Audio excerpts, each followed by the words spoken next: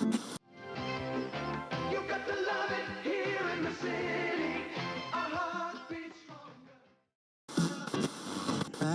The NHL playoff picture is still up in the air, but here in Winnipeg, fans are confident the arena will echo with the sound of white noise again. Let's go! Go, Jets, go! Winnipeg is back in the big leagues and over the moon.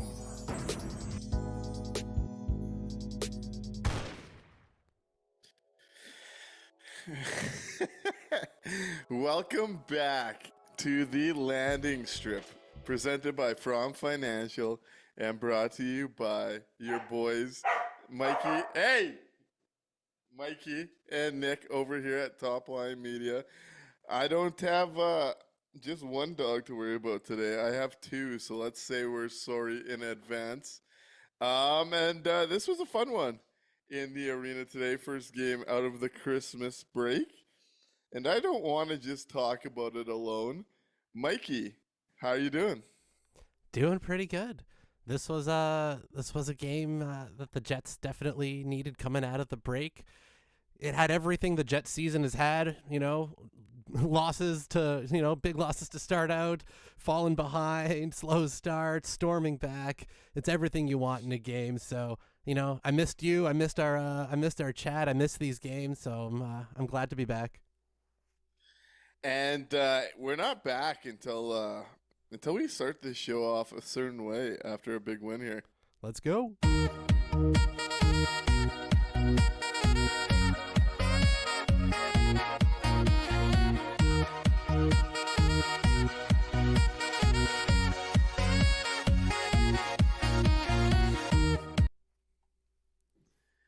Yes, it feels good every chance we get to play that one. And this was an interesting one in-house as leave the first period, felt again a little slow to start this one up, leave it down one, end up down two, both coming from the Ottawa power play, where a couple nice passing plays, a couple certain individuals standing in the crease, not really doing a whole lot of much on them.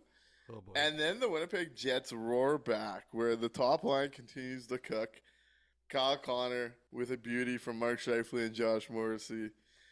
Scheifele jumping out there with that Ehlers Perfetti group and getting that little tip from Nick Ehlers to bury this to make it a tie game.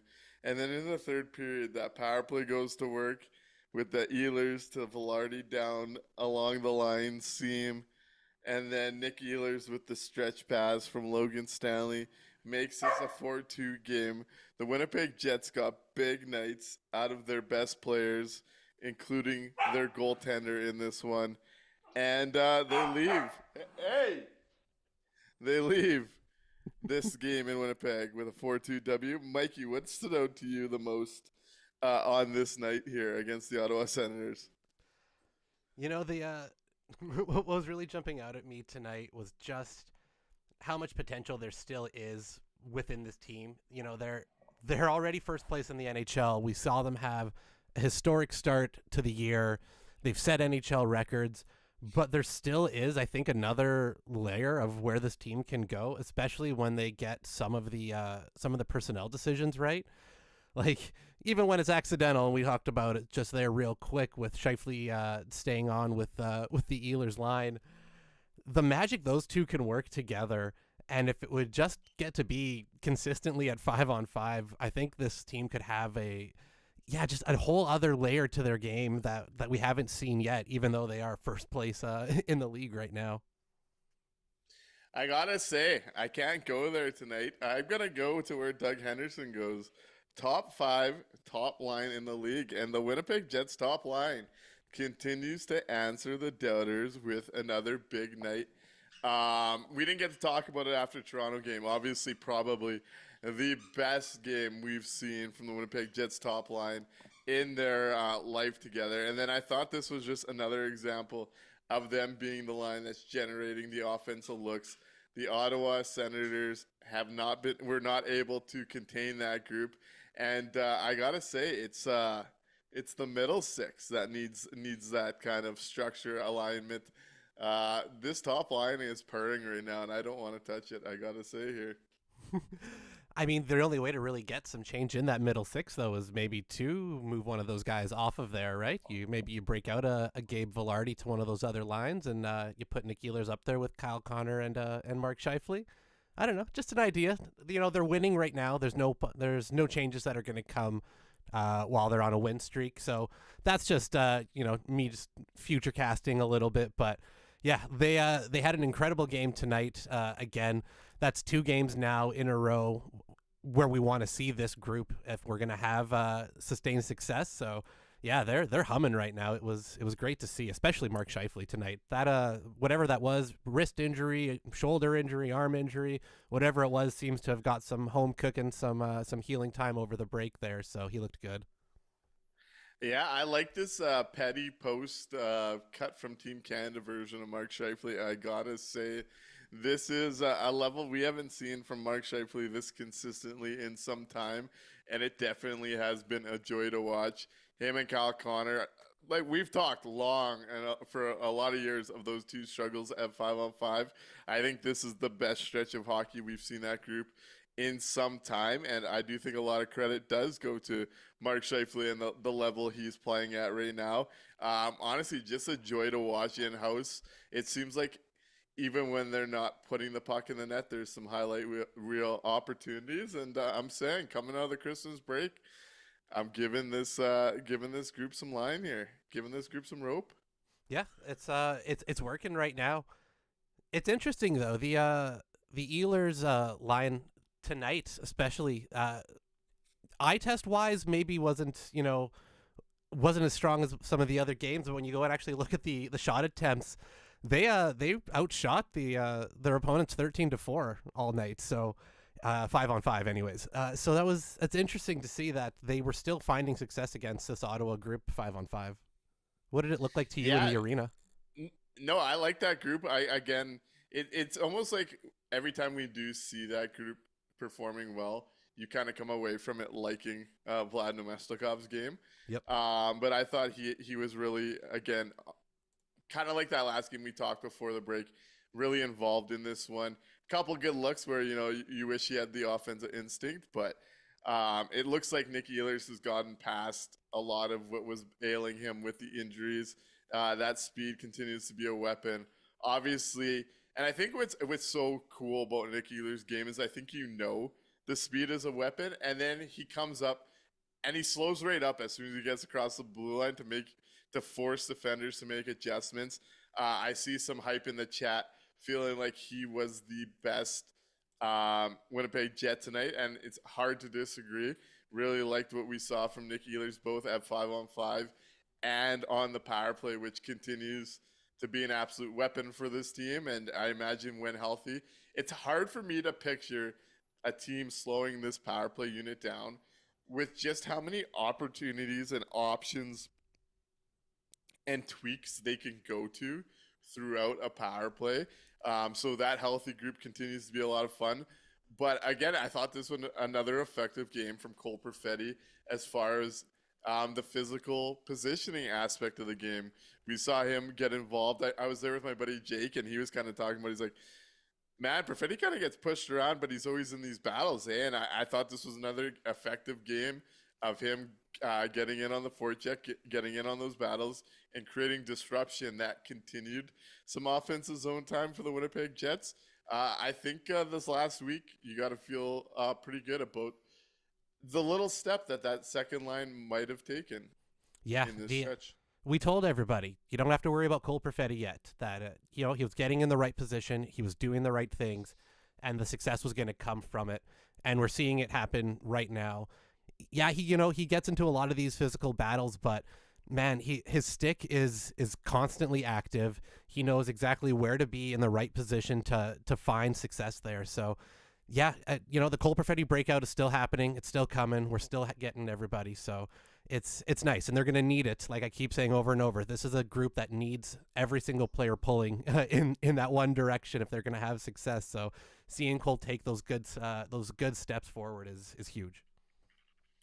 And you know what's crazy? We're going to open up the phone lines. We're going to start diving into the chat. But you kind of started this show talking about just how you watch a game like tonight and see even more potential coming for the Winnipeg Jets. We leave this game as the Winnipeg Jets being the number one team in the NHL at 53 points through 37 games, a 716 points percentage, plus 46 goal differential. Whew. Pretty good if there's still steps to be taken, and I honestly agree with you. I still think there's more to come with this group as we move deeper into the season, as we talk about some of the ads that might be potentially coming in, and as we talk about some of the alignment stuff.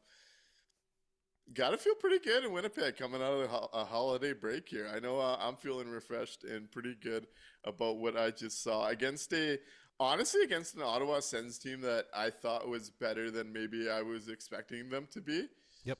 I did think the Ottawa Senators in this game were a very competitive group that had their own bit of push in them.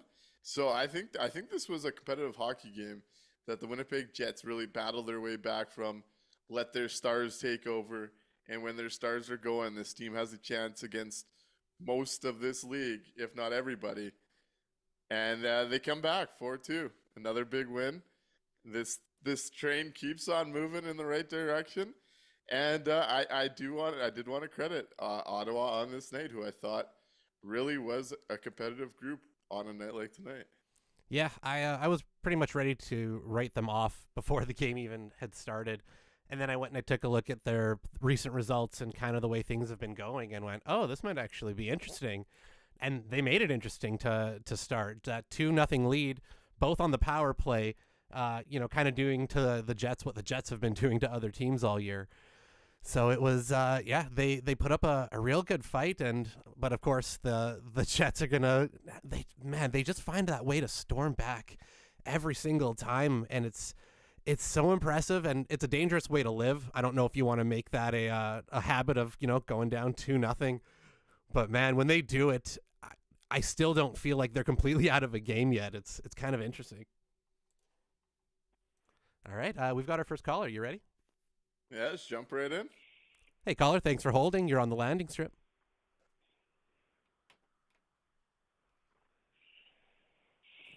Hey, caller, go ahead. Hello. You're on the landing strip.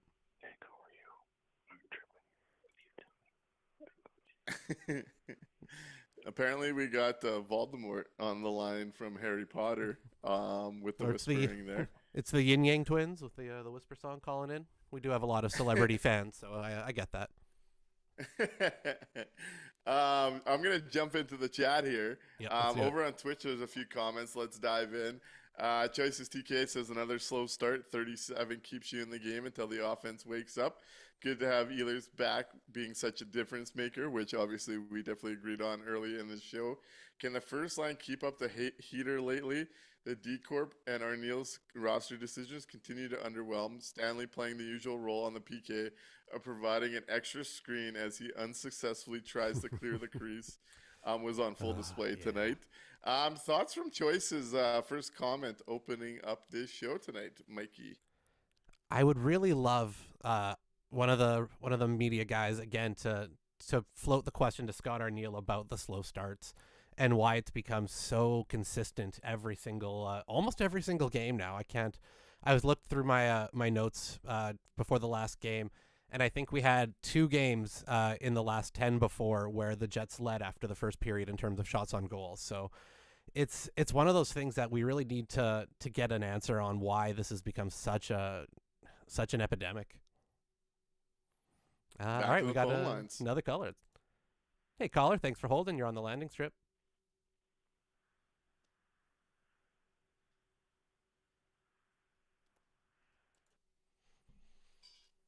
Alrighty, well.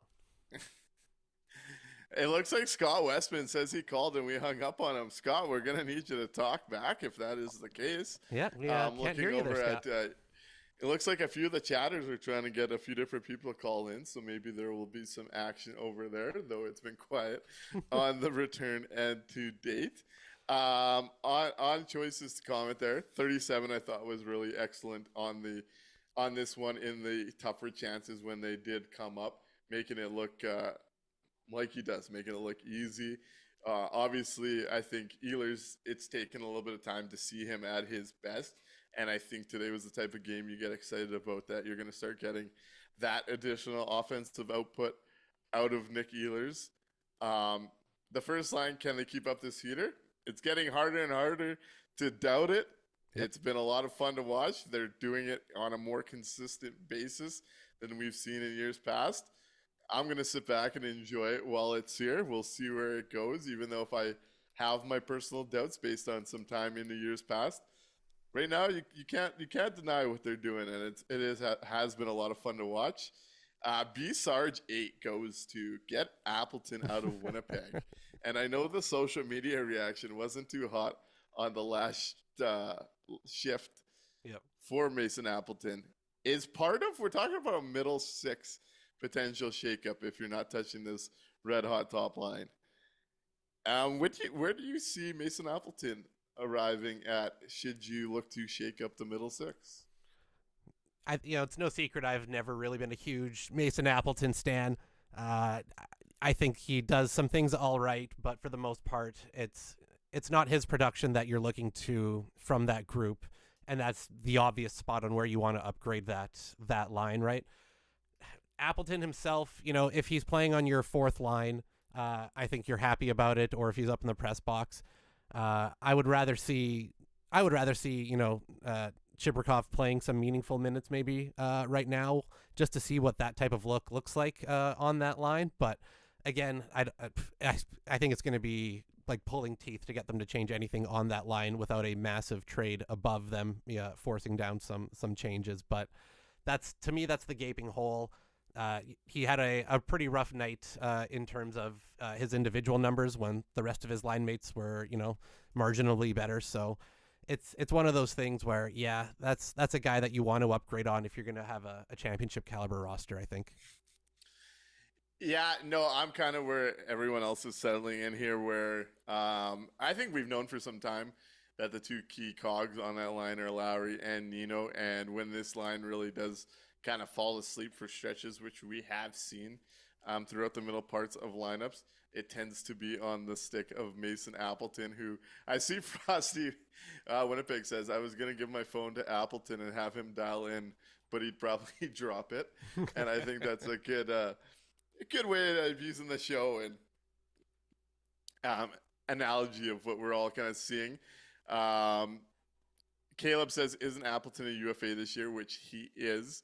And that'll be an interesting one to see where the team goes there. I've been under the impression that they're just going to sign him and keep that line together and keep the whole vibes thing that the Winnipeg Jets do. But that's a guy that I just don't think you can afford to give a raise on what he's doing when that's kind of a spot. I do think if you want to be a championship team, like you said, you're looking to get a little bit more out of that spot. Scott Westman, I'm going to quickly address you. He says, Lionel, 2 calls, you hung up again. WTF. He says, seriously, it beeped twice. Mikey laughed and I got hung up on. We're going to explain it to you from our side because I see Caleb heard the same thing as we did in the chat, saying, was that deep breathing on the call? We didn't hear you at all, Scott. We were trying to talk and we didn't hear nothing in return. So that's kind of where we were approaching that call. So unfortunately, that didn't come through, though you're always welcome to give, third time's the charm, potentially. Dante Violet kind of suggests what I think is going to happen, and Mason Appleton is getting 3 years. I do think he's going to be a middle-term type of extension coming out of Winnipeg. We'll see if that changes. But I do kind of agree where B Sarge is going, that as you look for places to upgrade this team, I do think that is a spot for it. Like, do you want to pay Mason Appleton $3 million plus next year? I don't personally. No, right? Like, I don't either, and I don't think the Jets should be. I think that's money that could be allocated in a way better position, especially during a championship window, which this should be. So, yeah, that's going to be a tough one for me. You're right. I can definitely see them wanting to keep that line together. It's not like Appleton's going to have a laundry list of other teams lining up to give him big money. So he'll probably accept whatever contract that they're going to offer him for the most part.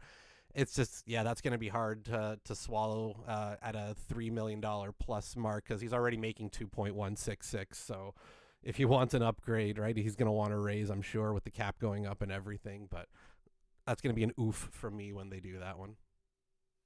Yeah, we shall see where that goes. Speaking on calling in, Zappy MK over on Twitch says, can we get Scott Arniel to call in and explain what he sees in Logan Stanley, which I'll put out the open invite. Would love to have a nice casual back and forth with a representative in Scott Arniel of the Winnipeg Jets so that the market could finally, understand it a bit more. The phone lines are open after each game. Also points out that they were in the same row as me tonight. You're going to have to say hi next time. That's good to hear. It was a great night in the barn, and I enjoyed that. I hope you had a great time tonight as well. Where else do we want to go today? There's a lot of we're kind of talking about Appleton here, but there was a lot of different change ups on D. We saw the team enter this game tonight with DeMello, Morrissey. We saw them try Pionk on his offhand with Colin Miller, and then we saw them go back to the Stanley with Ville Heinola on his offhand. Throughout the game, that gets adjusted to Miller and Heinola, Stanley and Pionk. We'll get into that. There's a phone call coming through. But I want to talk a little bit about the D tonight as well. Hey, caller. Thanks for holding. You're on the landing strip. Hey, evening. How you doing, guys? You all right? Very good. How are you? Yeah, not too bad. Thank you. Not too bad. Hope you had a lovely Christmas. Just a quick question, slightly off topic from all the Appleton stuff, because that's quite frankly boring because we know he's going to stay. What's the odds on Velarde going point per game this season, and what does his extension look like? This is a great question, Slick. Great to hear from you again, and thanks for calling in, because it is interesting. Gabe Velarde has kind of been the under-talked about free agent in Winnipeg. I think there's been a lot of looks and talk about the UFAs, obviously, but Gabe Velarde is going to be an RFA this summer. And certainly having a big platform year, currently 32 points in 37 games. Think it would be a big ask for him to get to a point a game. But if we're talking about like a 0.8 points per game player, what do you think that contract's going to look like this summer, Mikey? Because, with Gabe Velarde's breakout, this is a guy I want to see become a key piece to this Winnipeg Jets core. And that's a great question from Slick here. So Velarde's going to be an interesting case because he's an RFA with arbitration rights. So this is gonna be, I feel, a painful arbitration process between Velarde and the Jets, just for the reasons that we're talking about. If he comes in over 70 points, which is the pace that he's sitting at right now, especially if a lot of those are goals, the way that he's working in the front of the net, I can definitely see this going to arbitration and being a bit of a knockdown, drag-out fight between the agent and the team trying to get that locked down, because both sides are going to want a big deal. The Jets are going to want it in terms of term, right? They're going to want him for the full 8 years. They want to keep that AAV down, and his agent's going to be looking at it like, we need to get my boy paid. So, yeah, this is going to be real interesting. I'm going to want to take a look at some of the other arbitration deals that have gone through in the last little bit to see kind of where teams and players have landed, because I feel like this is going to be a tough one for Chevy and Larry. Yeah, this is going to be a really interesting contract. I think he's going to fall shy of the point a game chase, but all of a sudden Slick has me awfully intrigued by watching that race a lot more closer now. So shout out Slick on that. I have trouble seeing Velarde and the Winnipeg Jets going to arbitration this time around, knowing that would take him to a bridge type decision right to UFA. I have a somewhat similar theory this time around as I did the last time around.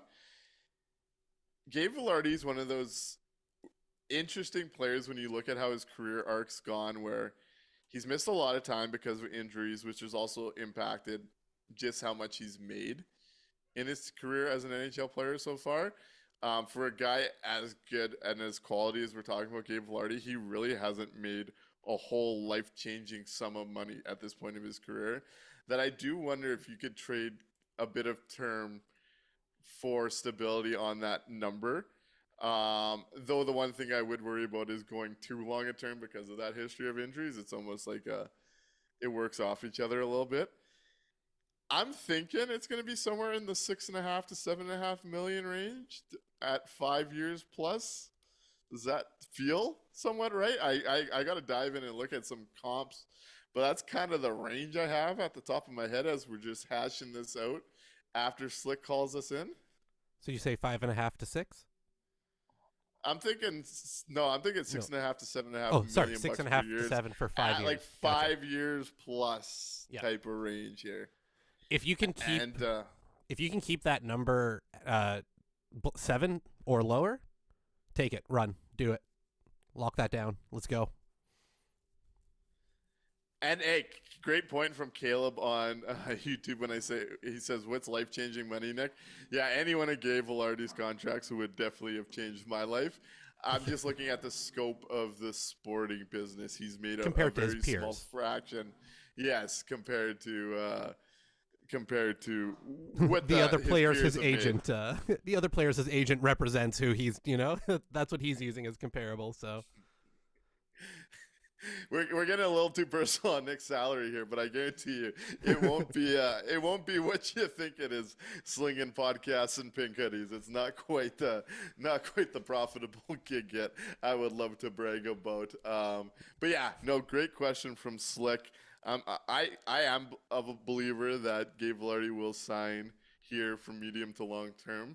I do think that's going to get done, and I don't think we're going to arrive at a PLD type situation. You don't think a 1-year contract is because they still got another year of arbitration past that one, right? No, I think both sides want to get some term done here. Cool. That is my thought process here. I would like that because the risk is a little bit lower there. There's still the risk, right? But if we can get them locked in now and keep that number, like I said, if you can keep that at 7 or lower, I'm thrilled with that. I'll jump on that all day. Yeah, I love this number that Elias McCracken throws out, saying Vilardi 5 years at 6.5 mil. Sold. A type of contract I'd love to see. Elias, you're hired. Dante suggests 6 times 7.x, so somewhere in the 7s at 6 years. Turd Ferguson's guessing 7 sheets. There we go. Scott believes there's a conspiracy against him, saying Slick didn't get hung up on. And Scott has himself a top-line hoodie. We're not treating our hoodie people the right way, apparently. Even though I think Scott's got an age thing going with the phone potentially there. That might be what's going on over there.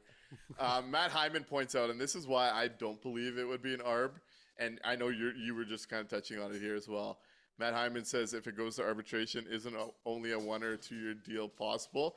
And that's why I don't see it going that way. I don't think the Jets are going to go year by year with Gabe Vilardi here. I think they're going to get him signed and done. And I think you're going to be leaving this summer with cost certainty on Kyle Connor, Gabe Vilardi, Mark Scheifele, and Connor Hellebuck would be my guess. If that's the case, how they approach us. If they get cost certainty on all those guys locked up for this window, you can. That's some tidy work by Chevy. That would be real impressive and would be huge for the team going forward. That would be my guess on how they approach that. Like Scott says here, KFC will be the highest paid Jet shortly. I believe that'll be the case. I believe we'll know what Gabe Vilardi will be signed for into the next 4, 5, 6 years. Obviously, you have Hellebuck, Scheifele done. I think you'll know where that core group, and I believe that's what they'll be looking at as the core group moving forward here. Obviously, the Ehlers thing will be the interesting piece to all of it, but I do think that's going to be the priority angle from Winnipeg this summer, is getting those pieces locked in and around there. Yeah, if you can avoid that just mess of a situation that is doing a 1 year deal to another year of ARB, I'd be thrilled. I get a little worried when a guy is going off for the first time like this, and then an agent goes, "This is my opportunity," because that's what an agent does, right? That's his job. It's not a bad thing. His job is to get his guy paid in the best situation that he can. And if he plays a full year and does real well and there's no injuries to worry about this season, he may look at it for next year and go, we do that one more time, and whoo boy, that AAV now starts to creep up, right? So I kind of wonder a little bit, but I like what y'all are saying, so it makes me feel a little bit better. Yeah, it's just one of those things. I believe you'll see some term here with Velarde. We'll see. I could always be wrong, but I do think you'll see that get done this summer, as well as the Kyle Connor aspect. The Ehlers Pionk stuff, I think it's going to be secondary to those kind of deals, and we'll see where that goes, because the timing's a little bit more interesting when you're looking at those two. Connor will be a year out from UFA. Can you guys settle down back here? And hey, and Velarde will be an RFA, but I think the team will want cost certainty on those guys before making other big commitments to aging players. Would be my thought process, anyways. That would make sense, right? Especially with the way we've kind of seen the Jets do some of the contract business lately, right? They pick the guy that they need to focus on getting signed up first so that they can move on to the other pieces individually. And, that may have caused some consternation in the camp, we've heard in the media before, but it does provide us a bit of a window into how they work. So, yeah, hopefully they get that locked up nice and quick at the end of the year. Yeah, no, I'm looking to see that as well. I see I'm getting chirped over on Twitch with Mark404144 saying Zappy was in the booster seat row 2, ? And I got to say, Mark's always coming at the height, and I feel like I'm a pretty average height human being here. I got to say, he might have a little 6'7" in him or something. Okay, Elias, I'll give this a try. We're going to try and do a dog reveal in the middle of this show. Sorry, folks. Here we go. This is Charlie, who's my mom's 2-year-old mini golden that I'm house sitting for the week.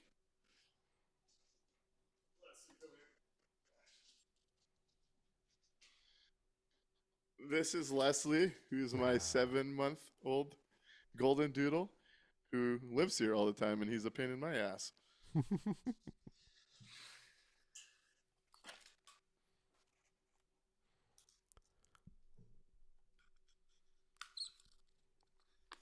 So there's the dog reveal. Mikey, can you speak quickly? I lost my hearing there for a second. Yeah, no worries, all good.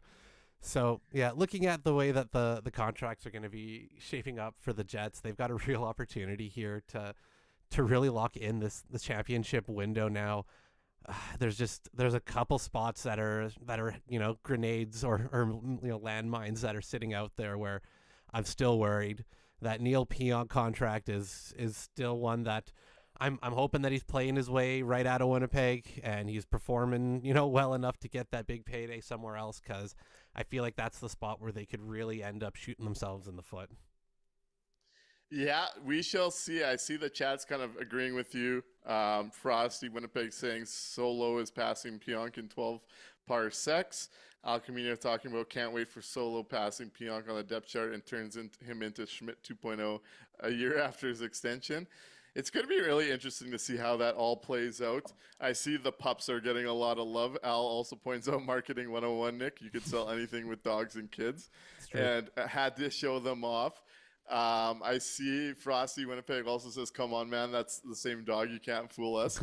Funny enough, they both had the same father, different mothers, but Leslie's already outgrown him in 7 months, which has kind of surprised me and caught me off guard. But same father, so they do have the same genes. Yeah, half brothers. There you go. They're half brothers. But let's get back to some hockey talk here. On the Velarde thing, an interesting point from Choices here. How much goodwill have the Jets earned by trading for him and putting him on the first line? And does he want to keep playing on a line with 55 and 81? Talk about a good selling point, too, when looking at getting a guy cost certainty. And I see over on YouTube, just to wrap this conversation up on the Velarde thing, Toronto Sports Network 243 says, I like Appleton, but I'm not married to him on the third line, which I think most of us would agree with. But Velarde, he has to stay. The top line completely knows their roles together. And yeah, they keep turning this into something. They keep making people like me shove earlier takes, and it's been a joy to watch. Can't complain, and I do wonder about Velarde potentially seeing the benefit and all that, and that kind of impacting contract talks here. Yeah, choices. That's a real good point that I hadn't quite considered. The that extra goodwill that they've definitely earned by trading for him, showing that they believe in him, playing him on that top line, and getting to play alongside two of the best offensive players on the team.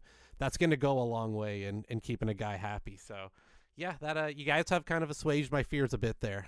I appreciate that. I get a little jumpy sometimes with contracts. Yeah, we shall see where it goes. Spency has me laughing with is he going to keep picking up the same dog and introducing it with different names? Ready for our next call? Ready for the next call. Hey, caller, thanks for holding. You're on the landing strip. Go ahead. Yeah, we shall see where. Hello? Hey, go ahead. Hey, Nick. How's it going? Mikey. Good. How you doing? Not too bad. Turd Ferguson calling in.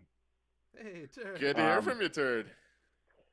So I brought this question up earlier in the chat, and I want to know, I know we talk about Hellebuck a lot on this show, but are we really aware of what we're seeing right now, game to game?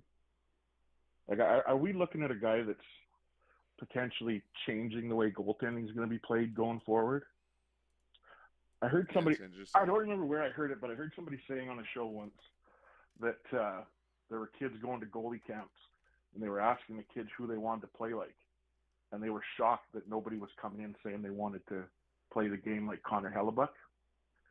And I wonder if we're going to start seeing goaltending coaches pushing kids to that style, and if after he's retired, we're going to see Helly clones coming up through the ranks, and he's going to be far more revered after he's done, even than he is right now in our market.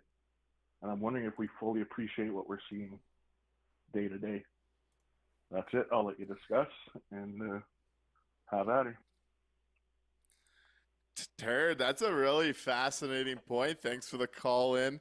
I do think it's very easy, and I know Doug Henderson and I kind of talk about this at the games as we're watching a big save or Josh Morrissey do something nice, that it feels like in the moment we don't necessarily appreciate guys like Hellebuck and Morrissey to a lesser extent than a Connor Hellebuck.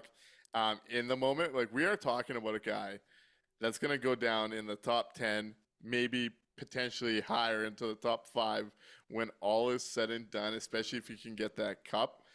And it is somebody that's hasn't had the love and respect necessarily from the goalie union.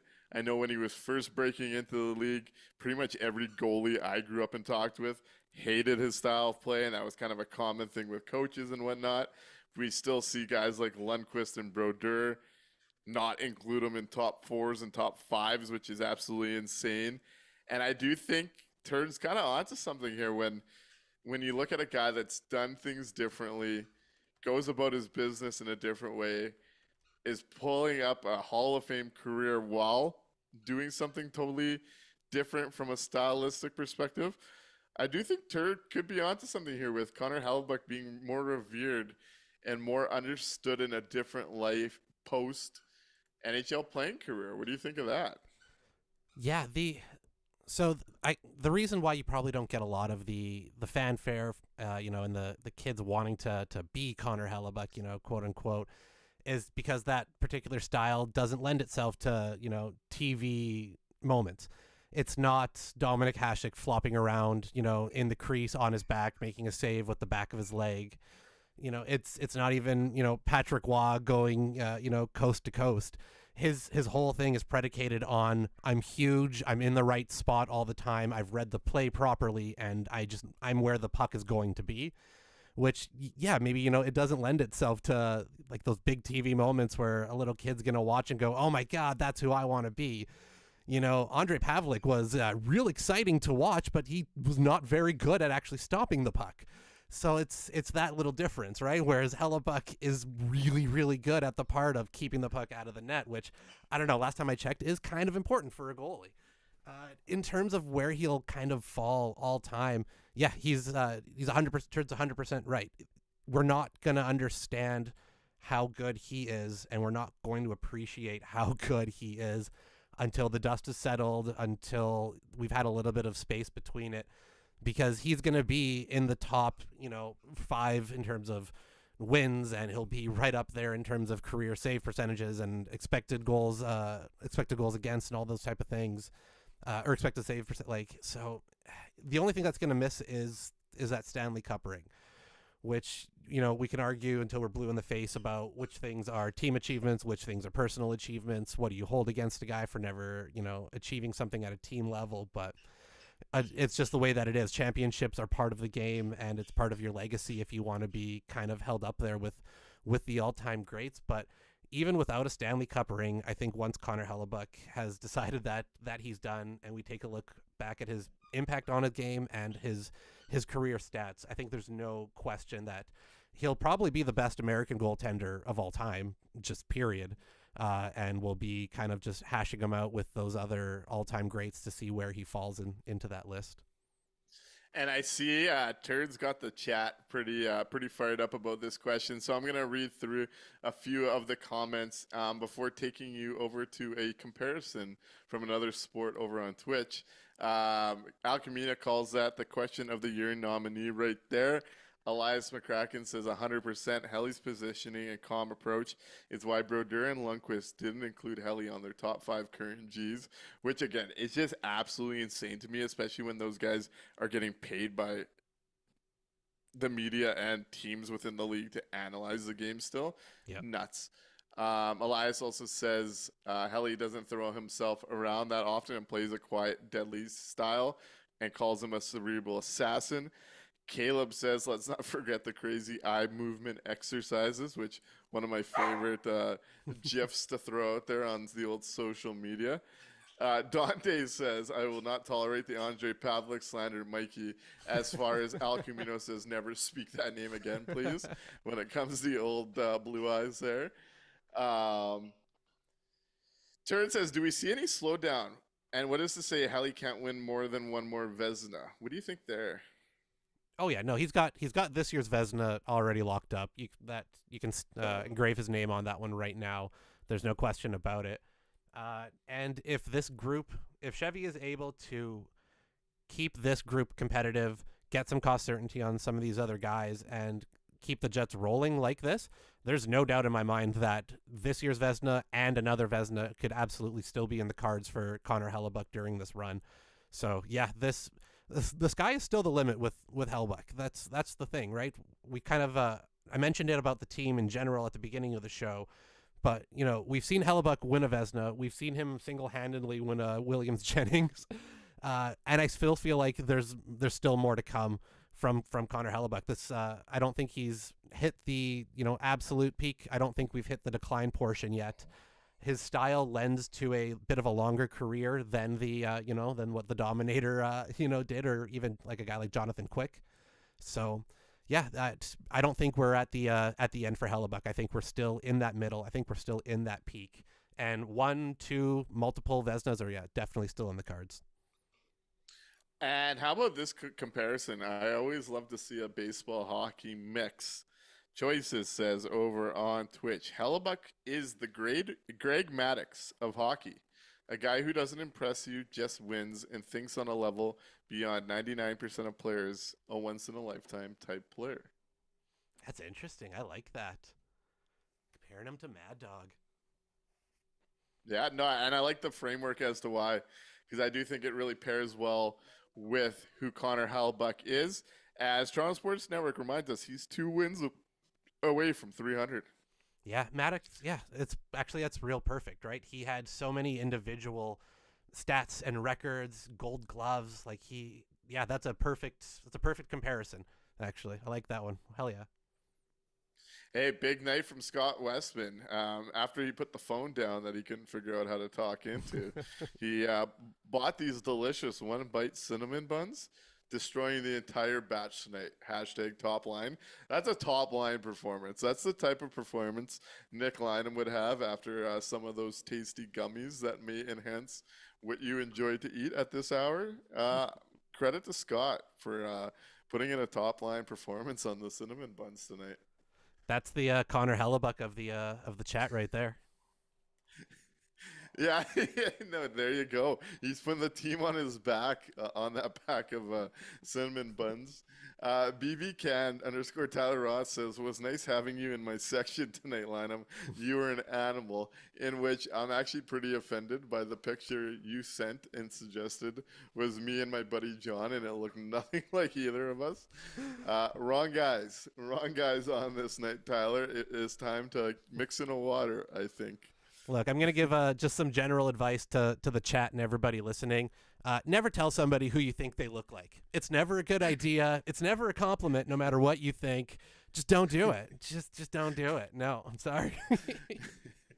One of the Jets group chats was sending what game was it? After one of the recent games, I think there was another podcaster or social media person for this fan base, and they called him a knockoff me, and it was not nearly as complimentary than I think they thought, even as the knockoff version.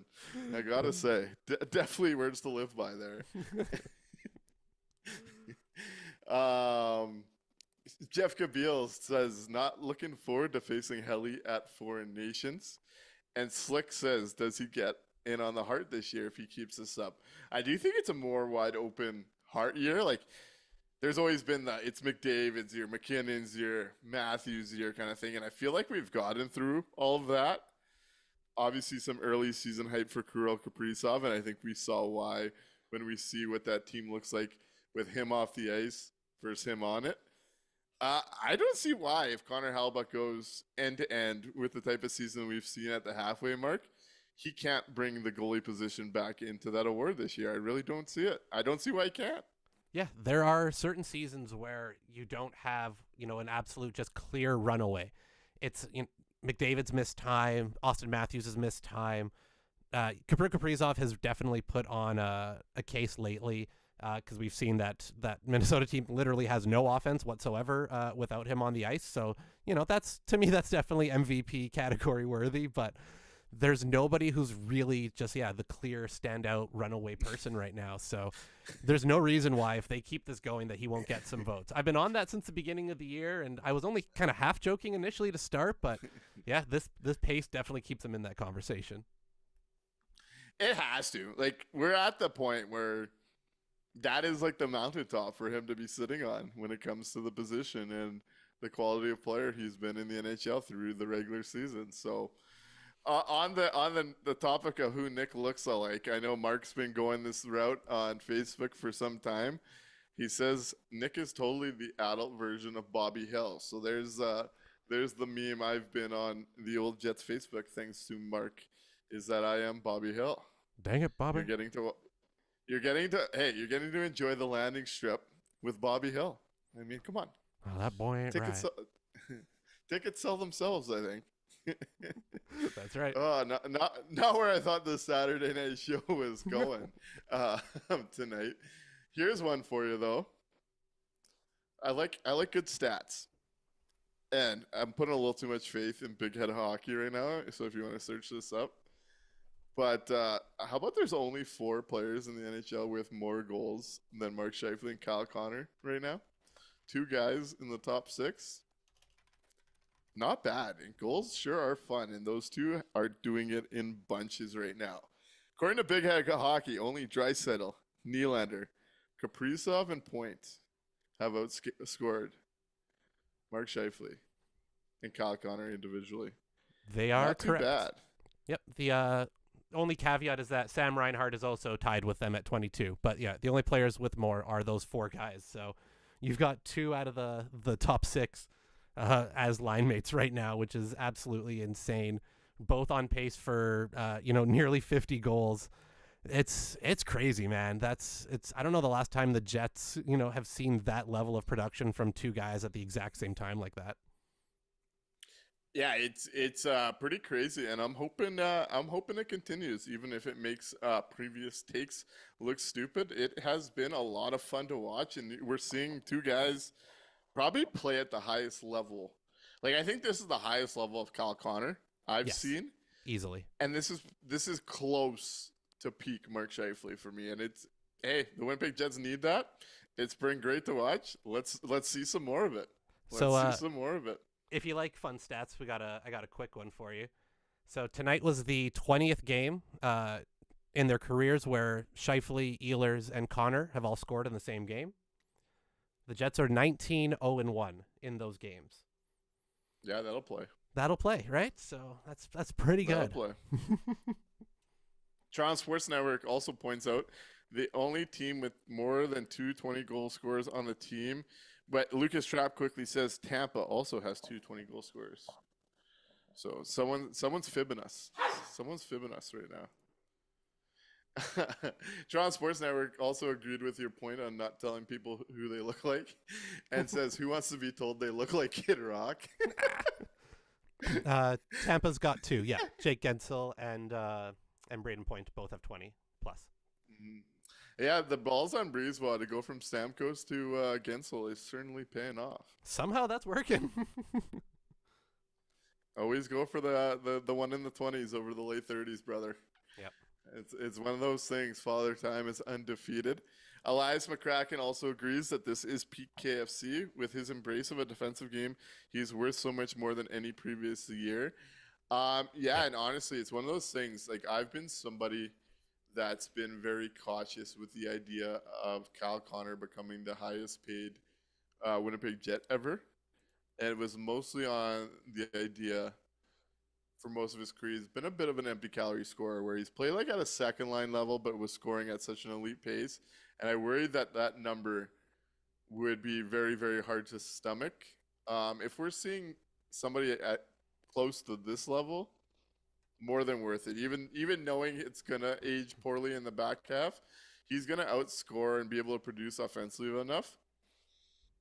The player I'm seeing right now, sign me up, man. Sign me up. I'm cool with it. If this is the new Kyle Connor, absolutely. This is exactly what we want going forward. You know, I always do get a little wary of, you know, you have to beware the magical season. There's always just the outlier, and you pay a guy and then things fall off a cliff. But I don't get that feeling from Kyle Connor. I'm not too worried about it, but there's always that thing in the back of my head. Yeah, no, that's fair. That's fair. And I know you're someone that always likes to say how much you just enjoy goals. Damn right. Ethan Maharaj. I'm sorry, I'm terrible with names, as anyone that comes to the show knows. Ask a great question here, and I'm curious your input. What will wind up being a worse national roster fumble? Mark Scheifele or Zane Parekh down in the World Juniors right now? Probably Zane would be my guess, because I'm putting money that Scheifele's still actually going to be on that roster. Someone's going to get hurt before the tournament starts, so I'm guessing he still ends up on that roster. So I'm going to say Zane is the going to end up looking like the worst between the two fumbles. How about you? Okay, so we've done an interesting 180 here. As Nick Lanham with the Mark Scheifele Four Nations stuff. So I was kind of early on that I don't think Mark Scheifele is going to be on the Four Nations team. And I was kind of pushing Lowry early on in the year, and then the fall off kind of came, and it was down to a coin flip. And part of the motivation was I thought it would be better for the Winnipeg Jets if Mark Scheifele got cut, and it was a bit of a wake-up call. This version we've seen since he didn't make the team is definitely worthy of being on the national team. This has been an absolute scorcher. I do think, just looking at the two rosters, I think Mark Scheifele is a bit more replaceable than a D-man like Parekh is for the national junior team. So I'll say Parekh there. But Mark Scheifele, silencing the doubters, silencing myself.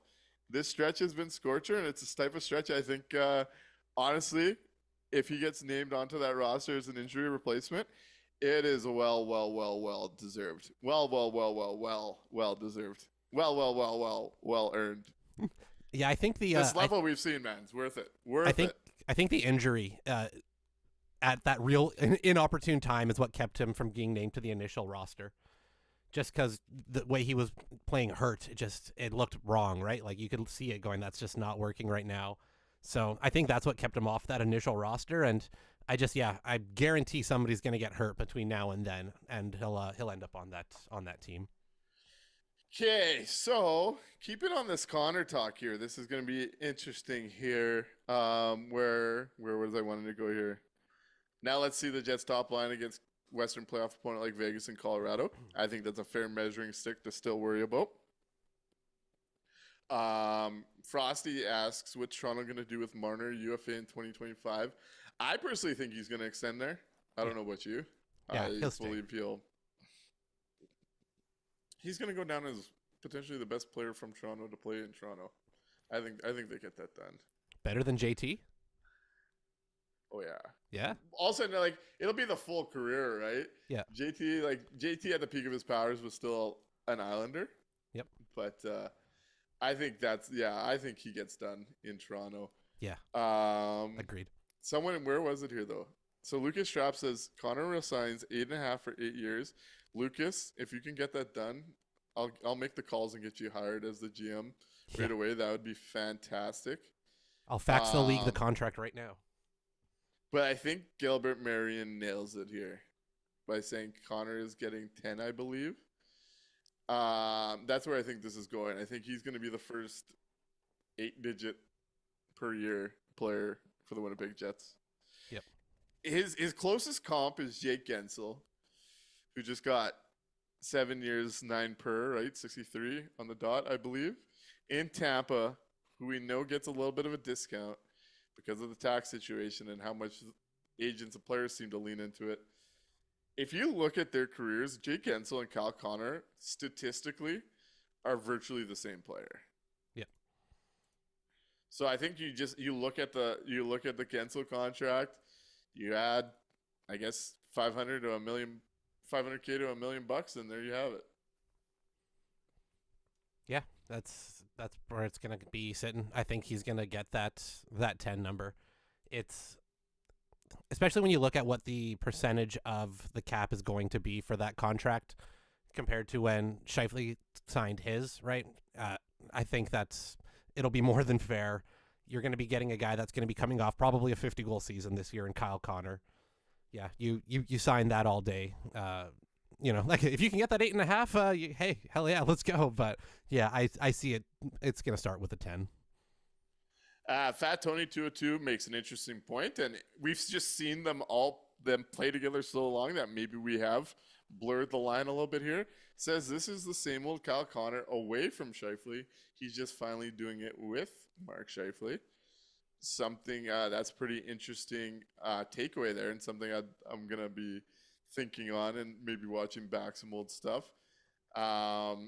Gilbert points out it's better that Scheifele isn't on the team only because I'd like him to get a rest, which is another aspect to all of this when it comes to the Foreign Nations team. Yep. Lucas also points out the Four Nations for real doesn't actually matter at all. What matters for me is him making the Olympic team and getting a gold there. We know that's just around the corner. Yep. Ethan points out KFC should make a little bit less than Rantanen, depending how big a bag they throw at him. And I do wonder if you see KFC's camp wait for that Rantanen type deal to be done. As we know, those type of guys tend to push the market a little bit. Good point from Ethan there.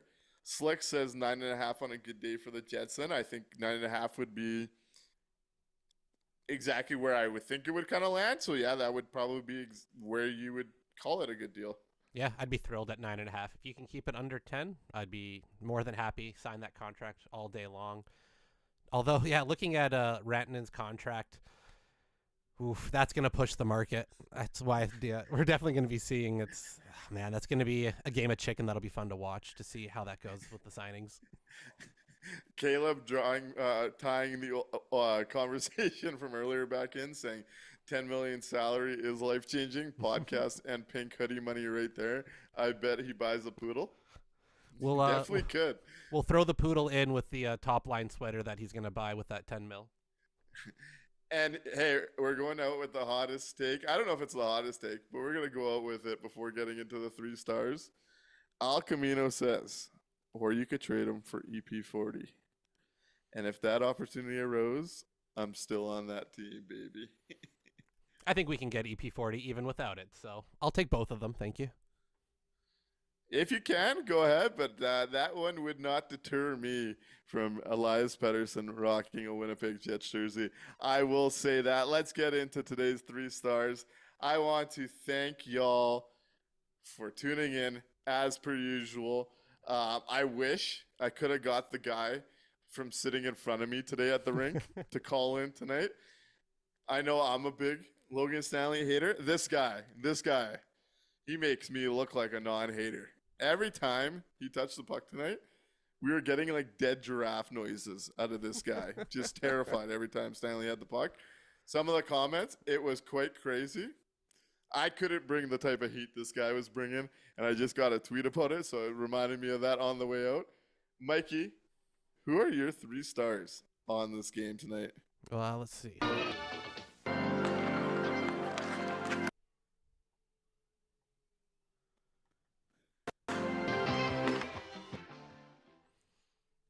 All right. 3 stars for tonight. It was a tough one. It was a tough one to choose from. I'm going to go with, though, 3rd star, Kyle Connor, 22nd goal of the year. Not really too much else to say outside of, God, I just love watching him score goals. It's my favorite thing in the world. I could do that all day long. 2nd star, I'm going to give it to the pair of Mark Scheifele and Nik Ehlers together. It's a bromance that doesn't exist that I wish did. So I'm gonna put them on the 2nd star together in hopes that it brings that pairing together. And number 1 star, no question, Scott Westman in the chat, tackling down those those cinnamon buns, giving us some weird heavy breathing on the phone calls, being an all-star in the chat. That's my number 1 star for the evening. There we go. Scott Westman gets some love for being the creepy caller on this night. We're going to stick it to, you know what? The chat's getting an honorable mention. The chat had me howling today, giving me a lot of credit for some of my jokes, but the chat kept me on my toes today. And Slick getting us talking about Gabe Velarde. That was a great conversation piece. But I'm going to go on this night, the 3rd star, Kyle Connor. What's more to say? A couple points more on this night. Another great goal. Number 2, Mark Scheifele continues to feel like he's unlocked something here. That petty bitch energy is electric. Let's put it that way. And Nik Ehlers, welcome back. Looking healthy. 3-point night. Put a statement on this one. This was a game where the Winnipeg Jets' best players were the Winnipeg Jets' best players, and those are the fun ones to enjoy. Thank you all for tuning in. We will be back on Monday after the Nashville Predators. Be on the lookout on social media. I got some tickets to give away to that one, so kind of forgot about that till the last second here. All right, guys, you know the drill. Tell 2 friends to tell 2 friends. You rate, review, and remember, it's the landing strip for your Winnipeg Jets postgame.